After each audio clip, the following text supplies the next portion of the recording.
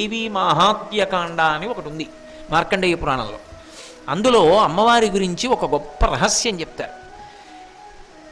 సృష్టికర్త, స్థితికర్త, ప్రళయకర్త, 9 గ్రహములు, దిక్పాలకులు, భూమి, వీళ్ళందరూ కూడా ఏవైనా దుష్ఫలితములను ఇవ్వాలి అని అనుకున్నా కూడా ఇవ్వకుండా ఆనుకూల్యతని ప్రకటించవలసిన సమయము ఎప్పుడూ ఆసన్నమవుతుంది. 9 గ్రహాలు ఉన్నాయనుకోండి, అందులో ఏదో ఒక గ్రహం చాలా ఉగ్రంగా ఉంది, అది దుష్ఫలితాలు ఇవ్వాలనుకుంటోంది.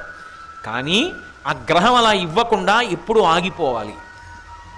లేకపోతే దేవతలే ఇవ్వాలనుకుంటున్నారు, దేవతలు కూడా ఇవ్వకుండా ఎప్పుడు ఆగిపోవలసి ఉంటుంది. అంటే జగదంబని ఎవరైనా రోజు మొత్తం మీద ఒక్కసారి ధ్యానం చేస్తే, ఒక్కసారి అమ్మవారిని మనసులో భావన చేస్తే, అలా భావన చేసిన వాడు ఎవరుంటాడో వాడి జోలికి వీళ్ళు వెళ్ళకూడదు అని నియమం.